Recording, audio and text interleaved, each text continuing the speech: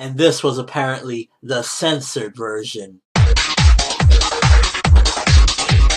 So the first half of this episode was a bit slow, a lot of poop jokes, which in the manga I found it a little bit funny. Kind of looking back at it, it felt a little bit childish, but it also raises a couple of questions because we do know that the design of the spiral Zetsu is similar to the mask that later Obito dons when he becomes Toby, but it's orange, and it kind of makes you wonder, like, does that spiral Zetsu actually still live on? And when he's in that Toby mode, you know, when he first shows up, is that the spiral Zetsu actually controlling Obito? So it definitely raises some interesting questions regarding, like, you know, Obito's wacky personality when he first shows up. If it's indeed that spiral Zetsu that's controlling him, did he get it from that spiral Zetsu and just reenacted how that spiral Zetsu used to act or whatnot? Or, you know, it kind of makes you wonder whatever happens to that spiral Zetsu later on. But overall, the first half was mainly just kind of a little bit of setup, like the calm before the storm. It was a little bit slow paced and kind of boring in certain parts because it's just mainly like Obito laying in bed and then trying to train, and a lot of Rin talk, but there's still way more to go. But then we get to the second half, and I believe this episode animated 3 chapters, so the pacing was actually very good in a sense, because first of all, it went through the Kakashi stabbing through Rin stuff, which, oh my god, that scene.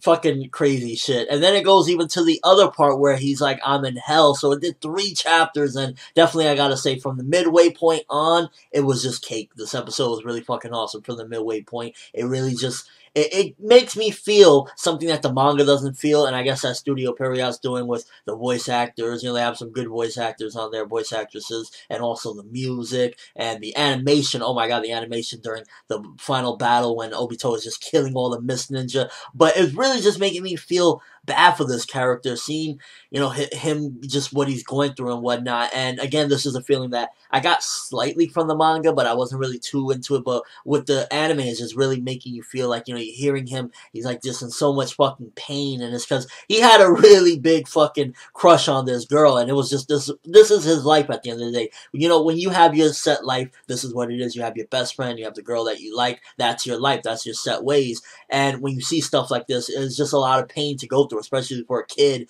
that he's already been through fucking hell, and then to go through something like this is just really a traumatic experience, definitely. It also makes you wonder, though, because how the fuck would they even know, you know, the Zetsu, who is Bakakashi and Rin? Like, how would they know? A lot of this definitely seems a bit of a fishy type of thing, like, whoa, was this a setup? It really makes you question as well, like, how would they know who they are? Why would they specifically just randomly be in this field with some Mist Ninja? So it definitely raises a couple of questions as well. A lot of this episode really raises some questions as to, like, you know, why is this happening, or what happened here, or how do they know about this? So some raised questions with this episode. But when Obito's going in, the animation when he's killing all of them was phenomenal. It was weak animation in the beginning of the episode, but then there, it was just like they went in with the animation. Amazingly done towards the end with that final battle. It was like showing Obito looking like a badass. Younger Obito for the motherfucking win, I'm just saying. And apparently this episode was supposed to be censored because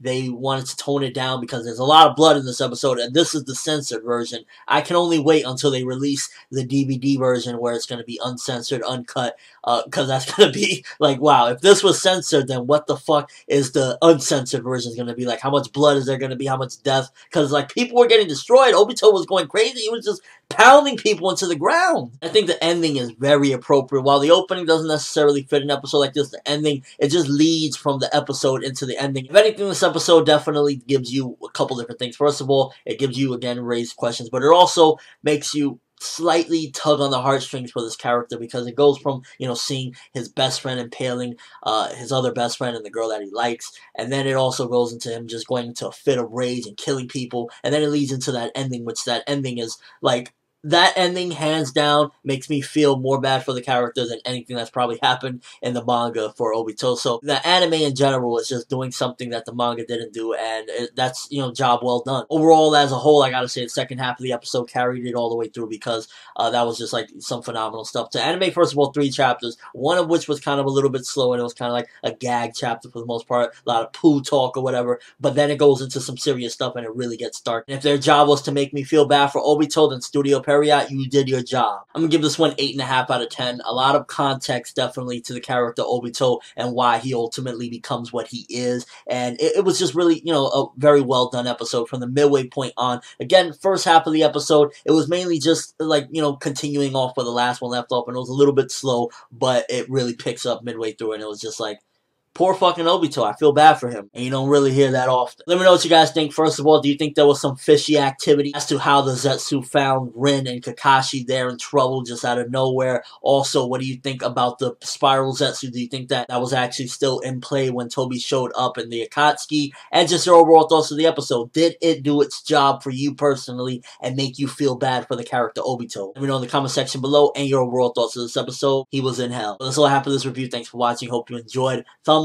up for this episode, because I definitely feel as though the anime is really just it's honestly truly doing something that the manga couldn't do and didn't do, and that's to make you feel sympathetic for a character that almost it feels hard to feel sympathetic for. ForneverWorld, and as always, people, have an awesome day.